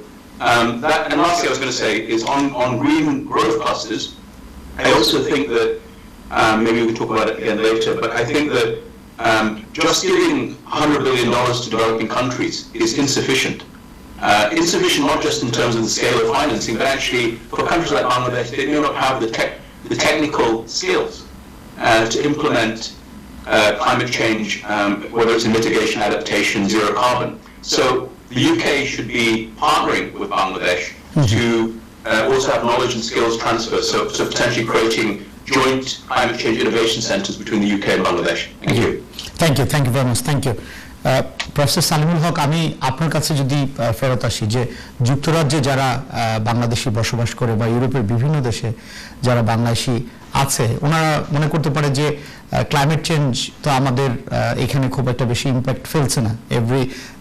এখানে বাংলাদেশ বা আরো অন্যান্য দেশ এটার আপনার direct যে ইম্প্যাক্টটা সেটা face করছে, কিন্তু আমরা বাইরের দেশে থাকি, উন্নত দেশে থাকি, আমাদের লাইফ তো খুব একটা বেশি ইম্প্যাক্ট ফেলছে না। অনেকে বলতে পারে, আমার বিশ্বাস যে মেজরিটি অফ দ্য পিপল কিন্তু they do care about this important issue and they want to do something about it. তো এখানে আমরা যুক্তরাজ্যে যারা বসবাস করি, আপনি ব্রিটিশ বাংলাদেশি কমিউনিটি বা বাংলাদেশি কমিউনিটি যারা যুক্তরাজ্যে আছে, তাদের কি দায়িত্ব হতে পারে এই ইম্পর্টেন্ট ইস্যুতে একটা জনসচেতনতা তৈরি করার ক্ষেত্রে বা ব্রিটিশ গভর্নমেন্টকে লবি করার ক্ষেত্রে, তারা যেন স্বল্পোন্নত দেশগুলোর পাশে বা যারা ক্লাইমেট চেঞ্জ রিলেটেড ব্যাপারগুলোতে এফেক্টেড হচ্ছে সেই সব দেশের পাশে দাঁড়ায়। আমরা ব্রিটিশ বাংলাদেশি বা বাংলাদেশি কমিউনিটি যারা যুক্তরাজ্যে আছে, আমাদের কি দায়িত্ব, আমরা কি করতে পারি জনসচেতনতা বৃদ্ধির ক্ষেত্রে? আপনি যদি আমাদের উদ্দেশ্যে কিছু বলতেন বা আমাদেরকে একটু গাইডলাইন দিতেন বা আমাদেরকে একটু অ্যাডভাইস করতেন সেই ক্ষেত্রে। Professor Salimul Haq. Thank you very much Adnan, খুব ভালো প্রশ্ন করেছেন এবং আমি মনে করি এখানে অনেক কিছু করার আছে। আমি শুধুমাত্র 2-3টি দিক ইঙ্গিত করব। প্রথমে হচ্ছে আমাদের দুই সরকারের মধ্যে একটা সামঞ্জস্য রাখতে হবে এই বিষয় নিয়ে, এবং বিশেষ করে COP26 এর ব্যাপারে প্রধানমন্ত্রী শেখ হাসিনা এবং প্রধানমন্ত্রী বরিস জনসনের মধ্যে আলোচনা চলছে মন্ত্রী লেভেলে আলোচনা হয়েছে এবং আমরা আশাবাদী যে দুই দেশের মধ্যে একটা বাইল্যাটারাল রিলেশনশিপ সৃষ্টি হবে। ইনফ্যাক্ট কপে প্রাইম মিনিস্টার শেখ হাসিনা এসে একটা ঢাকা গ্লাসগো ডেক্লারেশন প্রেজেন্ট করবেন, যেটা ইউকে এবং বাংলাদেশ একটা হাই লেভেল অপরচুনিটি ক্রিয়েট করবে কর্পোরেশনের জন্য। এটা হচ্ছে সরকারি লেভেল, হাইয়েস্ট সরকারি লেভেল। এরপরে হচ্ছে এট দি প্র্যাকটিক্যাল লেভেল, ইফতি অলরেডি বলেছে এখানে প্রাইভেট সেক্টর বিরাট ভূমিকা রয়েছে। এই green jobs, green energy, green investments, এটার জন্য বাংলাদেশে we are open for that, we are looking for that, we are open and welcoming that. এবং Sultana Afroz mentioned a very innovative new development, এটাকে প্রধানমন্ত্রী নিজে নাম দিয়েছেন ওনার ফাদারের নামে, আমাদের father of the nation, Mujib climate prosperity plan. Prosperity শব্দটা হচ্ছে ইম্পর্টেন্ট। আমরা এখন শুধুমাত্র ভালনারেবিলিটি আর রেজিলিয়েন্স বলছি না, আমরা ভালনারেবিলিটি রেজিলিয়েন্স অতিক্রম করে প্রসপারাস হতে চাই, আমরা অতিক্রম করে যেতে চাই। এটা একটা হাইলি অ্যাম্বিশিয়াস প্ল্যান এবং এটার জন্য হিউজ অ্যামাউন্টস অফ ইনভেস্টমেন্ট লাগবে, যেটা আমরা নিজেরা পারবো না। কিন্তু পৃথিবীর যদি অন্য ইনভেস্টররা আসে, আমাদের সাপোর্ট দেয়, আমরা এগুলোকে বাস্তবায়ন করতে পারবো। Energy is a very very good sector. Wind energy, offshore wind energy, UK তে অলরেডি তারা এগিয়ে আছে, ওয়ার্ল্ড লিডার। বাংলাদেশে আমরা একটা একেবারেই ট্যাপ করতে পারিনি, অথচ আমাদের বে অফ বেঙ্গলে হিউজ উইন্ড এনার্জি রিসোর্স আছে। এটাকে আমরা দেখি কিভাবে আমরা একসাথে এটার এক্সপ্লয়েট করতে পারি। তারপরে আমি আসবো আমার সেক্টর, এখানে আরো কয়েকজন প্রফেসর আছেন, আমরা একাডেমিক্স, রিসার্চার, আমরা গবেষণা করে থাকি এটার উপরে। এইখানে British universities, research institutions, Bangladeshi research institutions এর অনেক ভূমিকা আছে। ইনফ্যাক্ট আমি একটা প্রোগ্রাম নিজেই লিড করি বাংলাদেশে, আমরা এটাকে বলি গবেষণা, একটা platform for Bangladeshi universities and research institutes, and we are collaborating with quite a few British universities and research institutes on a variety of different things, many different aspects of climate change, from mitigation to adaptation to loss and damage. So learning together on a global problem, not learning Britain is how is Britain going to help Bangladesh, but how Britain and Bangladesh together will help solve a global problem. The paradigm is shifting, the narrative of support and joint activities is different. We learn from each other to solve global problems, not just receive a charity from the UK, which was the old paradigm. And then finally, I would say our young people here are the future. They are the ones, young Bangladeshi, British, এদেরকে নিয়ে বাংলাদেশি যারা বাংলাদেশে আছে, আমরা একত্রভাবে একসাথে joint forces করে global awareness raise করতে হবে। বাংলাদেশে অ্যাওয়ারনেস রেজ করবো, ব্রিটেনে অ্যাওয়ারনেস রেজ করবো, কিন্তু ইভেন ব্রিটেন বাংলাদেশ একা করলে হবে না, আমাদেরকে হোল ওয়ার্ল্ডে করতে হবে। We have to link up, and এইখানে Bangladeshi young people is actually a big diaspora, is a big diaspora. আমাদের আমেরিকাতে আছে, কানাডাতে আছে, ইউরোপে আছে বাঙালি ছেলেমেয়েরা, সেকেন্ড জেনারেশন ছেলেমেয়েরা। এদেরকে আমরা স্পিয়ার হেড চ্যাম্পিয়ন্স আকারে তাদের নিজেদের দেশে অন্য ছেলে মেয়েদের সাথে যোগাযোগ করে তাদেরকে নিয়ে আসা, এবং এটা হচ্ছে, এটা অলরেডি হচ্ছে। এভরি ফ্রাইডে এখন গ্রেটা থানবার্গের এক্সাম্পল দেখে ও নিজে শুরু করেছিল 4 বছর আগে, একটা প্ল্যাকার্ড নিয়ে ফ্রাইডেতে স্কুলে না যেয়ে পার্লামেন্টের সামনে সুইডেনে বসে থাকতো একা, কাউকে কিছু বলেনি করতে, সে নিজে নিজে করছে। কিন্তু ওর ইন্সপিরেশনে এখন পৃথিবীতে প্রতি শুক্রবার, ইনফ্যাক্ট গতকালকে বাংলাদেশে হাজার হাজার ছেলেমেয়েরা তারা স্কুল থেকে বের এসে অ্যাডভোকেসি করছে। অ্যাডভোকেসি থেকে আমাদেরকে অ্যাকশনে যেতে হবে। শুধু অ্যাডভোকেসি করলে হবে না, চিল্লাচিল্লি করলে হবে না, ভয়েস রেজ করলে হবে না, অ্যাকশনে যেতে হবে। এবং আমাদের তফিকুল ইসলাম রিমন সাহেব যেটা বললেন যে প্র্যাকটিক্যাল লেভেলে সিটিজরা কি করছে, সিটি প্ল্যানিং এ এটাকে অন্তর্ভুক্ত করতে হবে। আমাদের সিটি প্ল্যানারদেরকে নটিংহাম সিটি প্ল্যানিং অফিসের সাথে যোগাযোগ রেখে একজন আরেকজনের কাছ থেকে আমরা কি শিখতে পারি শিখতে হবে, জানতে হবে। So there is a huge potential positive agenda that is only just starting. এটা এখন থেকে আমাদের শুরু করতে হবে, because climate change is only just starting. I can tell you the impacts of climate change are only just starting, and they will hit rich countries even more than they are hitting poor countries. So এটা এড়াবার কোনো উপায় নাই, এটাকে avoid করার কোনো উপায় নাই, এটাকে ফেস করতে হবে, and we can do that. Thank you. Thank you very much, thank you professor Salimul Haq. জনাব তৌফিকুল ইসলাম রিমন, আমি আপনার কাছে যদি ফেরত আসি, যে আপনি একজন সিনিয়র ইঞ্জিনিয়ার হিসেবে এবং আপনার একজন কনসিয়াস 21st সেঞ্চুরি সিটিজেন হিসেবে আপনি যুক্তরাজ্যে বসবাস করছেন, আপনি যদি বলেন যে আমরা জানি যে বিভিন্ন সামাজিক সংগঠনের সাথেও সম্পৃক্ত আছেন। প্রফেসর সালিমুল হক খুব সুন্দর করে বলছিল যে এখানে ব্রিটিশ বাংলাদেশি বা বাংলাদেশি ডায়াসপোরা যারা ইউকেতে আছে, ইউরোপে আছে, পার্টিকুলারলি ফিউচার জেনারেশন, তাদের কিন্তু একটা ইম্পর্টেন্ট ভূমিকা পালন করার যথেষ্ট সুযোগ আছে। আপনি এই ব্যাপারে কি মনে করেন বা আপনার কি রেকমেন্ডেশন থাকবে? আমরা জানি যে অনেক সামাজিক সংগঠনের আয়োজক হিসেবেও আপনি কিন্তু খুব ইম্পর্টেন্ট একটা দায়িত্ব পালন করেন। আপনি এই ব্যাপারে কি মনে করেন? আমরা কিন্তু এই যে করোনা ভাইরাস প্যান্ডেমিক থেকে একটা জিনিস যদি শিখতে পাই, তা হচ্ছে যে আমরা কত কানেক্টেড এবং কমপ্লিকেটেড একটা ওয়ার্ল্ডে বসবাস করি।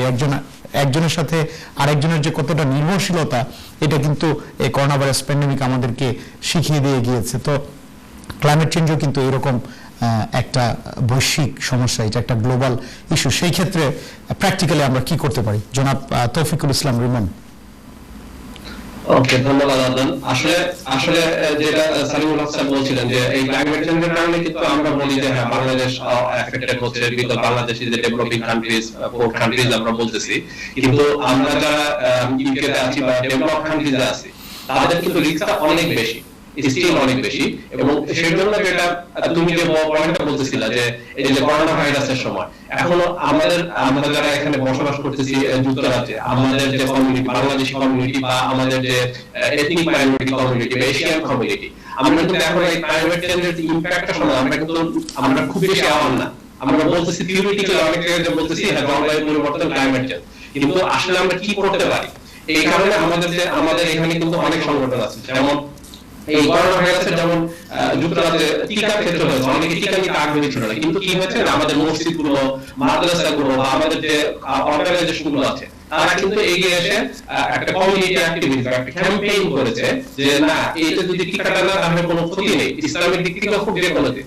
আমার মনে হয় ক্লাইমেট চেঞ্জের ক্ষেত্রে আমাদেরকে সেই একই কাজটাই করতে হবে, যে আমাদের যে বিভিন্ন সংগঠন আছে, মসজিদ আছে, মাদ্রাসা আছে, মন্দির আছে, এরকম সবার মধ্যে যে কিভাবে আমরা কার্বন ইমিশনটা কমাতে পারি, এটা কিন্তু প্র্যাকটিক্যালি অনেকে জানে না। কিভাবে আমরা ওয়েস্টটা মিনিমাইজ করতে পারি, ওয়েস্ট আমরা জেনারেট করতেছি সেটা মিনিমাইজ করতে পারি। আমরা কিন্তু স্টিল যারা ইউরোপে বা যুক্তরাজ্যে আছে, তারা কিন্তু অনেক ওয়েস্ট, আমরা বিশেষ করে এশিয়ানরা অনেক ফুড ওয়েস্ট আমরা কিন্তু প্রডিউস করি, কিন্তু এটা কিন্তু মিনিমাইজ করা যায়। কিন্তু আমাদের মধ্যে ওই সচেতনতা আমি দেখেছি কমিউনিটি লেভেলে সেটা নাই। সেটা আমরা যারা কমিউনিটি অর্গানাইজেশন আছি তারা কিন্তু এটা করতে পারি। এবং এই অভিজ্ঞতাটা কিন্তু আমরা বাংলাদেশেও বাংলাদেশ অনেক কিছু করতেছে, স্যার বলছেন, কিন্তু এখানকার অভিজ্ঞতা কিন্তু আমরা বাংলাদেশের সাথে শেয়ার করতে পারি যে ওকে আমরা এখানে কিভাবে কাজটা করতেছি, এবং বাংলাদেশের যদি কোনো ভালো কিছু থাকে সেটা আমরা গ্রহণ করতে পারি, এবং আমাদের এখানে যদি ভালো কিছু থাকে সেটা বাংলাদেশ গ্রহণ করতে পারে। এটা হচ্ছে একটা দিক আমি মনে করি যে এটা আমরা করতে পারি। আরেকটা হচ্ছে যে আমরা ওই যে যেটা আছে যে আমরা গভর্নমেন্ট টু গভর্নমেন্ট লেভেলে বা অর্গানাইজেশন টু অর্গানাইজেশন লেভেলে ওই ওয়ার্ডটাতে যে অনেক কিছু কিন্তু আমরা যেটা এইখানে করতেছি বাংলাদেশে, কিন্তু আমরা এখনো কিন্তু সেটা করতে পারতেছি না, বিশেষ করে সিটি লেভেলে আমি বলবো, আমার অভিজ্ঞতা বলতেছে। তো ওইটা যাতে আমরা বাংলাদেশকে সেইভাবে সহযোগিতা করতে পারি, এইটা আমরা এইটা যেটা হতে পারে আমরা এখানে ব্রিটেনে যাদের অর্গানাইজেশন আছে, আমরা বড় বড় অর্গানাইজেশন সেটা করতে পারি আমরা অথরিটির মাধ্যমে, যে কোনো কাউন্সিল কিন্তু একটা কোঅপারেশনের সুযোগ আছে, সেটাও কিন্তু আমরা করতে পারি। তো এটার মাধ্যমে আমি মনে করি যে আমরা এগিয়ে যেতে পারি। আর আমি জানি না তুমি আমাকে আর একটু সুযোগ দিবে কিনা যে ব্রিটিশ গভর্নমেন্টের এখানে কি ভূমিকা এই বিষয়ে আমরা বলবো। জি, আমরা আরো সুযোগ আছে, আমরা আপনার কাছে সেই ব্যাপারে আপনাকে প্রশ্ন করবো। Thank you very much. Professor Rajib Chowdhury, professor Salimul Haq বলছিল যে একাডেমিক যারা আছে, রিসার্চার যারা আছে, তাদের কিন্তু এই ইম্পর্টেন্ট ইস্যুতে কোলাবোরেশনের একটা বড় সুযোগ এবং তাদের একটা দায়িত্ব নলেজ শেয়ার করা। আপনি এই ব্যাপারে কি মনে করেন? আপনি তো আমরা জানি যে এর আগে পাবলিক হেলথ রিলেটেড অনেক বড় বড় রিসার্চ প্রজেক্টে বিভিন্ন দেশের কলিগদেরকে আপনি এক করেছিলেন to make that project sustainable and successful. আপনি ক্লাইমেট চেঞ্জ রিলেটেড ব্যাপারে একাডেমিকদের যে কোলাবোরেশন, জয়েন্ট প্রজেক্ট, কালেকটিভ একটা যে এফোর্ট, এই ব্যাপারে আপনি কি মনে করেন? Sure. I think this is extremely important, Adnan. I mean, fully agree Suleiman's সাথে যে আমরা, for example, environmental health impacts in NCDs নিয়ে কাজ করেছি আমি যখন কেমব্রিজে ছিলাম, এবং আমরা we raised about 9 million pounds from the UK government to actually build capacity in Bangladesh. যে কিভাবে আর্সেনিক এবং অন্যান্য টক্সিক মেটালস গুলো আপনার বিভিন্ন এনসিডি, হার্ট ডিজিজ, ক্যান্সার তার রিস্ক বাড়ায়। আমি মনে করি যে এটা এক্সট্রিমলি ইম্পর্টেন্ট একটা পয়েন্ট। আর ক্লাইমেট চেঞ্জ ফর ইনস্ট্যান্স এটা একটা মাল্টি ডাইমেনশনাল, মাল্টি ডিসিপ্লিনারি একটা সলিউশন দরকার। তো সেখানে capacity development will be extremely key, specially low middle income countries গুলোর জন্য। আমরা দেখেছি যে কিভাবে আপনার ক্লাইমেট চেঞ্জের সলিউশন গুলো will rely on people who are working on biodiversity, for example. Thank you. কি করে? Okay, sure. Thank you very much. আমরা আপনার কাছে আবারও আসবো, সুপ্রিয় দর্শক, আবারও কথা হবে। আপনারা please do stay with us. Thank you. বিরতির পর আপনাদের সবাইকে আবারও আমন্ত্রণ কমিউনিটি ম্যাটার্সে। আজকে আমরা কথা বলছি খুব গুরুত্বপূর্ণ একটা ইস্যুতে। আপনারা যারা বিরতির পর আমাদের সাথে জয়েন করেছেন, আপনাদের উদ্দেশ্যে আবারও আমার টপিকটা আমি পরিচয় করে দিচ্ছি। সেটা হচ্ছে যে ক্লাইমেট চেঞ্জ, জলবায়ু পরিবর্তন অ্যান্ড আওয়ার কালেকটিভ রেসপন্সিবিলিটিস, এই ইম্পর্টেন্ট টপিকে আমরা কথা বলছি। এবং এই টপিকে কথা বলার জন্য আজকে খুব গুরুত্বপূর্ণ আমাদের কিছু অতিথি আমাদের সাথে জয়েন করেছেন, যারা কিনা তাদের এক্সপার্ট ওপিনিয়নগুলো আমাদের সাথে শেয়ার করছেন। আমরা জানি যে ক্লাইমেট চেঞ্জ রিলেটেড ব্যাপারগুলোতে এবং আমাদের কমিউনিটির ইম্পর্টেন্ট ইস্যুগুলোতে আমরা সবসময় এনটিভির পক্ষ থেকে পাবলিক অ্যাওয়ারনেস, জনসচেতনতা সৃষ্টির ক্ষেত্রে কিন্তু আমরা একটা গুরুত্বপূর্ণ ভূমিকা পালন করার চেষ্টা করি। এবং শেয়ার্ড সিভিলাইজ সোসাইটিতে মিডিয়ার যে ভূমিকা, আমরা কিন্তু every now and then we try to do that from our limited humble capacity as MTV. আমাদের এনটিভি ইউরোপের সম্মানিত সিইও সাবরিনা হোসেন আপা এই ইম্পর্টেন্ট ইস্যুতে একটা ভিডিও বার্তা দিয়েছেন। আমরা আমাদের অনারেবল সিইও সাবরিনা হোসেন আপার সেই ভিডিও বার্তাটা এখন দেখে নিব। সুপ্রিয় দর্শক, এনটিভি ইউরোপের সিইও সাবরিনা হোসেন আপা। পরিবর্তন একটি গুরুত্বপূর্ণ বিষয়। আমাদের এখনই খুব তাড়াতাড়ি এই বিষয়ে বেশ সচেতন হতে হবে। এনটিভি পরিবারের পক্ষ থেকে আমরা সবসময় চেষ্টা করি আমাদের ভিউয়ার্সদেরকে ক্লাইমেট চেঞ্জ সম্পর্কে সতর্ক করতে। আমার অনুরোধ থাকবে বাংলাদেশ সহ ইউকে এবং ইউরোপের সরকারের প্রতি, যে তারাও যেন বিভিন্ন পদক্ষেপের মাধ্যমে এই গুরুত্বপূর্ণ বিষয়টি সম্পর্কে জনসাধারণকে সচেতন করতে পারেন। Climate change will affect. We're also we're also advising. We need to take action now before it's too late. Thank you. On is to create a Mujib green bond. That's what I'm going to propose. এতক্ষণ দেখছিলেন NTV ইউরোপের সম্মানিত CEO honourable CEO Sabrina Hossain আপার video বার্তা, যে video বার্তাটা উনি দিয়েছেন এই ইম্পর্টেন্ট ইস্যু ক্লাইমেট চেঞ্জ, এটার উপর আমাদের যে কালেকটিভ রেসপন্সিবিলিটি, এর উপর উনি গুরুত্ব আরোপ করছিলেন। আমি আমাদের সাথে আজকে যারা প্যানেলিস্ট আমাদের সাথে যারা জয়েন করেছেন, আমি তাদের উদ্দেশ্যে আমি আমাদের এটা ফাইনাল সেগমেন্ট, তো আমরা চেষ্টা করব আমরা যে কনভারসেশন শুরু করেছিলাম সেই কনভারসেশনের শেষের দিকে ওনাদের ইম্পর্টেন্ট এক্সপার্ট ওপিনিয়নগুলো যেন আমরা জানতে পারি। আমি প্রথমে চলে যাব Naima, if I may start with you. You are the co-founder of a very important organization that brought many young British Bangladeshis together, not just in London, all across the UK from different universities. And I mean, if you can kindly tell me or my audience what sort of events, what sort of initiatives you have already taken in order to create public awareness, in order to create some sort of campaign in regards to climate change. Naima. Thank you. So one of the things our student association does is try bringing students like ourselves together and start conversations. So last year for our Victory Day, we did do a Victory Day conference where one of the topics we did cover was climate change and policy, and how, you know, the youth like us from Britain, from UK, can get involved in these conversations. And hopefully this year one of our main themes for SAB is climate change. So we have done many campaigns and events revolving around that. For example, we're planning a Rohingya fundraiser, and we know that Rohingya group are one of the main impacts of climate change. For example, because of where their camps are located on the coast of Bangladesh, they're severely impacted through natural disasters. And hopefully we'll also hope to have a student conference where students like ourselves can bring in and present their essays and articles, things that they did at university, so they're able to connect, the academic background and things like that to this conversation. Thank you, Nana. Thank you so very much. Nassif, you are also co-founder of this important organization. Naima mentioned about, she mentioned about some future important initiative from your organization. What would be your recommendation for the young British Bangladeshi or young person, any young person who is watching this program right now? Because too often we hear that the young people, they don't care about climate change. They are too busy enjoying their life. They are too busy shopping. They are too busy downloading latest music.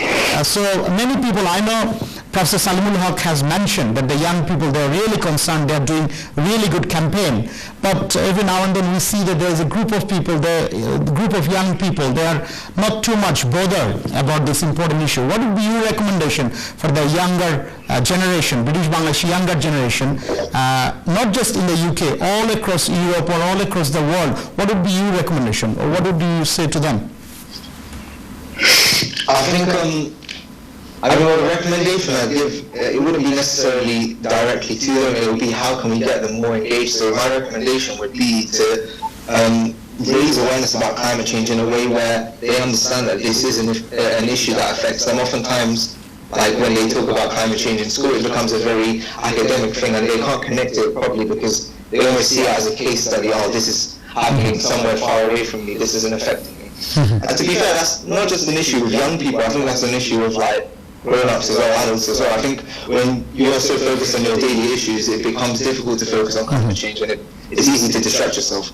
So I think the way to just engage people, young people of course, but everyone and anyone all around the world, is to just remind everyone that this is going to be a collective effort to face climate change. And that's what, just like Professor Salimul Haq mentioned previously, like we can't avoid it, we can't prevent it, we're going to have to face it. We're on track for a climate disaster unless we act now. So I think just raising awareness, presenting climate change in a way where it's not just like some distant political issue, where it's an actual issue that will affect all of us. That's the way to go about it. Absolutely. This is, thank you very much, Nassif. This is what Professor Salimul Haq mentioned, that we have just started witnessing the impact of climate change, and in a nearer future we will see more ramifications of climate change and climate change related incident. Nassif, thank you so very much. জনাব তৌফিকুল ইসলাম রিমন, আমি যদি আপনার কাছে ফেরত আসি যে যুক্তরাজ্য government বা ধনী দেশগুলোর আরো তারা কি করতে পারে, তাদের আরো কি দায়িত্ব হতে পারে? এটা কি শুধু একটা কনভারসেশনের মাঝে রেখে দিলেই হবে? শুধু প্রমিস করলো, প্রমিস রাখলো না, শুধু ভালো পিআরের জন্য নিউজে যেন আসে সেই জন্য শুধু বিভিন্ন প্রমিস করলো কিন্তু সেগুলো রাখলো না, এটা তো ঠিক না। তাদের কি দায়িত্ব, তাদের আরো কি করা উচিত, শুধু যুক্তরাজ্যের না ধনী দেশগুলোর? আপনি কি মনে করেন সেই ব্যাপারে খুব সংক্ষেপে?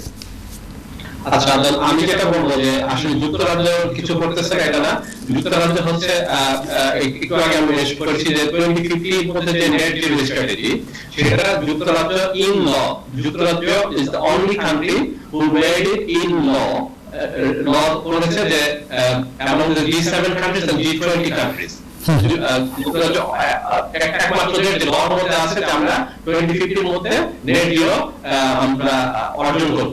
এটা হচ্ছে একটা। আরেকটা জিনিস মনে রাখা দরকার সবার, যে যখন ডোনাল্ড ট্রাম্প ঘোষণা করলো যে যুক্তরাষ্ট্র প্যারিস চুক্তি থেকে বের হয়ে আসবে, তখন কিন্তু যুক্তরাজ্য এই সারা বিশ্বকে এই বিষয়ে লিড দিয়েছে। এখন এটা আমাদের জন্য খুব ভালো সংবাদ যে হ্যাঁ আবার যুক্তরাষ্ট্র ফিরে এসেছে, কিন্তু যুক্তরাজ্য কিন্তু এখানে ভূমিকা রাখছে। আরেকটা যে পয়েন্টটা সেটা হচ্ছে COP26 কিন্তু যুক্তরাজ্য শুধু যে আয়োজন করার জন্য সহায়তা না, এটার জন্য এটা থেকে যাতে আমরা সারা বিশ্বের, বিশেষ করে যেসব আমরা ডেভেলপিং কান্ট্রিজ, বাংলাদেশের মতো কান্ট্রি, যাতে আমরা ভালো কিছু পেতে পারি। এই কারণে কিন্তু যুক্তরাজ্য চেষ্টা করছে যে যুক্তরাজ্যের মতো অন্য যেসব ডেভেলপ কান্ট্রি আছে, বিশেষ করে G7 এবং G20 কান্ট্রিজ, তারা যাতে এটা লতে, তাদের লতে এটা কমিটমেন্টটা এইভাবে করে যাতে কমিটমেন্টটা ঠিকমতো থাকে, এবং আমাদের মতো যে ডেভেলপিং কান্ট্রিজ গুলো আছে, বাংলাদেশের মতো দেশ, তারা যাতে যে আমরা ফাইন্যান্সিয়াল যে সাহায্য এবং টেকনোলজিক্যাল সাহায্য দেওয়ার ব্যাপারটা, সেটা যাতে অ্যাকচুয়ালি ঘটে, এটা আসলে আমরা আসলে অনেক আলাপ করেছি, কিন্তু যাতে ঘটে সেটা কিন্তু খুবই সিরিয়াস যুক্তরাজ্য। তো যুক্তরাজ্য এখানে ভূমিকা রাখতেছে এবং আমি মনে করি আরো ভূমিকা রাখার দরকার আছে, সেটাই আমরা COP26 এবং তার পরবর্তীতে আমরা সেটা অর্জন করতে পারবো। Thank you very much. Thank you very much. Mr. Ifti Islam, if I come to you, what would be your message to business community, particularly business communities, those who are really concerned of transferring from fossil fuel to renewables? What would be your message to them? I think the major concern is not necessarily transitioning from fossil fuels to renewable. You can see though this current incredible and dramatic spike in gas prices we're currently suffering, and the general rise in energy prices is a sign of the vulnerability that businesses have with over-reliance on fossil fuels. But what I would really say is, main concluding message, since we're finishing up, is to not see climate change as just a threat, but as a cliche goes, as an opportunity, to embrace the opportunity, to see new opportunities in the green industrial revolution, the economy. I'd also say for Nasif and Naima, in addition to being advocates for climate change advocacy is important, but you should also be thinking about being clean tech startups. So in the future, you will find new jobs and opportunities in this green economy, and that's another message. Everybody focuses on tech startups, but you should be focused on clean tech startups. So main message is there's a lot of opportunities, and innovative thinking about these opportunities is the key to tackling climate change. Thank you. জনাব ইফতি ইসলাম, আপনাকে অনেক ধন্যবাদ। Professor Rajib Chowdhury, আমি আপনার কাছে যদি ফেরত আসি, আমরা অনুষ্ঠানের একদম শেষের দিকে চলে এসেছি, সো আপনার ফাইনাল কমেন্টে যদি আপনি আমাদের সাথে শেয়ার করেন, সেটা হচ্ছে যে যুক্তরাজ্যের বা ধনী দেশগুলোর কি দায়িত্ব থাকবে, আর তারা জনাব তৌফিকুল ইসলাম রিমন খুব সুন্দর করে বলছিল যে যুক্তরাজ্য কিন্তু একটা লিডিং একটা রোল প্লে করছে, বিভিন্ন ইনিশিয়েটিভ অলরেডি ন্যাশনালি নেওয়া হয়েছে এবং ইন্টারন্যাশনালিও কিন্তু একটা প্রেশার ক্রিয়েট করার চেষ্টা করছে যুক্তরাজ্য। কিন্তু যুক্তরাজ্য গভর্নমেন্ট বা ধনী দেশগুলো আরও কি করতে পারে যারা স্বল্পোন্নত দেশ আছে তাদেরকে হেল্প করার ক্ষেত্রে? Professor Rajib Chowdhury. Thank you Adnan. আমার মনে হয় there are 3 or 4 things. Firstly, political goodwill I think is very important. আমরা যেটা দেখছি আজকে যেমন নিউজে ছিল যে বেশ কয়েকটা দেশ যারা হচ্ছে ফসিল ফুয়েল এবং মিট প্রোডিউসার, তারা লবি করছে যে আইপিসিসির যে রিপোর্টটা সেখানে কিভাবে সেটাকে ডাউন প্লে করা যায়। তো এখন এটা হচ্ছে জাস্ট COP26 এর জাস্ট ইমিডিয়েট আগে যেসব ডিসকাশন চলছে, I think that goodwill needs to come across. আমরা দেখেছি যে যদি সেই গুডউইল থাকে, COVID-19 এর মতো এত বড় একটা প্যান্ডেমিক, আমরা 1 বছরের মধ্যে ভ্যাকসিন বের করে we are now scaling it up, so we can do things as long as there is a good political goodwill. Sometimes some of these things are unfortunately economically driven, but that's the first thing. Secondly, আমি মনে করি যে আমাদের দেশগুলোতে বা low end middle income কান্ট্রিগুলোতে of course mitigation is important, but mitigation often relies on resource and cooperation. So adaptation I think is something that we need to really Thank you. Adaptation you need some local research, local understanding, local capacity building. Thank you so much. Thank you. Professor Salimul Haq, climate change has become very important in last US presidential election. It has taken the center role in many political conversation. How optimistic you are that the global leaders like United States, United Kingdom, Russia, China, they will take this issue very seriously, and they will not just keep this thing as some sort of buzzword or some promises which they will never keep up, but rather they will do something about it. How optimistic you are, Professor Salimul Haq? Thank you very much, Adnan. So as we are concluding, I don't want to end on a pessimistic note. Let me end on an optimistic note and tell you why I am optimistic. The reason is actually because of the pessimism that I mentioned earlier. We have now entered an era of loss and damage from human-induced climate change, undeniable. The floods in Germany, Angela Merkel went to see the people. They all knew this is climate change. They were not adapted to climate change. 200 Germans lost their lives. In Bangladesh, we don't lose lives anymore. We are much better prepared than Germany is.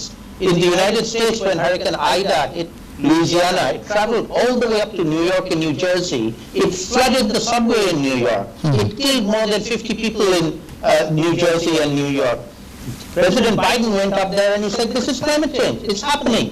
Around 1/3 of the population in the United States is being affected by climatic events right now. The wildfires in California have made climate refugees. Whole towns have had to be evacuated. So it's hitting them. Whether they recognize climate change, don't recognize climate change, doesn't really matter. They are going to be hit by it. They are being hit by it. And that will make them change their tune. That will make them take it seriously. And that, to me, is a reason for optimism. And the final point I'll make is the young people in the United States. You know, young people are responsible for President Biden defeating Trump. And young people are responsible for getting Biden to take climate change seriously. He was not a serious climate change exponent when he ran for president. He has become that now because of the pressure from the young people. The Democratic Party have pushed him to do that. So I have hope in them. Thank you. Thank you very much. Thank you, Professor Salimul Haq, Professor Rajiv Chaudhuri, জনাব তৌফিকুল ইসলাম রিমন, জনাব ইফতি ইসলাম, নাসিফ, নাইবা, আপনাদের সবাইকে অনেক অনেক ধন্যবাদ। সুপ্রিয় দর্শক, আজকে কমিউনিটি ম্যাটার্সে আমরা কথা বলছিলাম ক্লাইমেট চেঞ্জ এবং আমাদের কালেকটিভ রেসপন্সিবিলিটি, এই ইম্পর্টেন্ট টপিকে। ক্লাইমেট চেঞ্জ একটা বৈশ্বিক সমস্যা, এটা একটা গ্লোবাল ক্রাইসিস। আমাদের স্ব অবস্থান থেকে এগিয়ে আসতে হবে।